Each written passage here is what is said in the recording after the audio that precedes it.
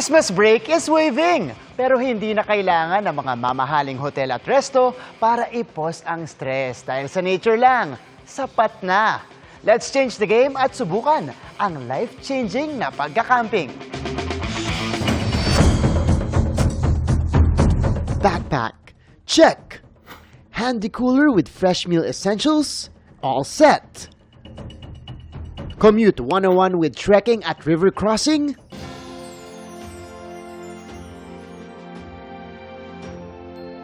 For a view like this, siyempre hindi ako magpapahuli sa one-of-a-kind adventure na yan. Tara, G! Kaya sumabit ako sa The Campers Barkada sa isang campsite sa Antipolo, Rizal na 2 hours away lang from the metro.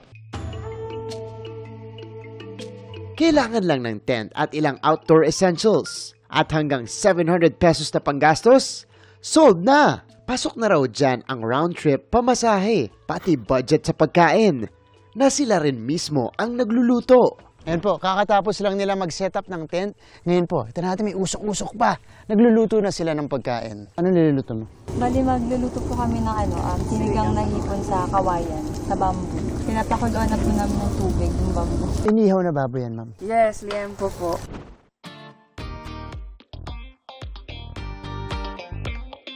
Sarap po. Tapos na mag-ihaw. Staple tong inihaw na baboy sa camping. Parang yan lagi yung kinakain. Pangpares mo dun sa sinigang mamaya. Ngayon naman, pupuntahan natin tong paglulutuan natin mamaya ng sinigang. Itong bamboo. Ito yung main fire natin. Paano natin ito ginagawa, Lyndon? Yung mga kahoy na ginamit namin dito lang galing lahat sa campsite.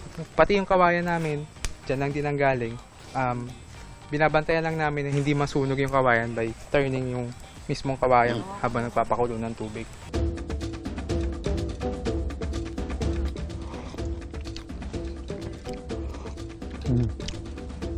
Totoo nga sabi nila, di ba? Ramdam na ramdam ko yung asim at yung sarap ng sinigang. Iba talaga pag niluluto mo dito. Tayo muna natin yung gulay natin. Okra. Sarap nito, pinakuluan lang, ano? Solid. Sarap, ma'am. Yung baboy, sobrang malasa niya. Bakit niyo po i-recommend yung pagka-camping sa mga Pilipino? Na-stop natin yung cycle ng lagi na tayo sa bahay, baho, uwi, tapos matutulog. Yung camping kasi parang therapy na siya. Nakakawala ng problema, ng pagod. Disconnect to reconnect. Nung nag-reconnect tayo with nature, instant yung naging effect. Napakasarap po sa pakiramdam. Tapos, hindi mo pa kailangan gumastos ng malaki para masubukan itong camping. Hindi lang to game-changing, kundi life-changing na rin. Para sa GMA Integrated News, ako si Martin Javier.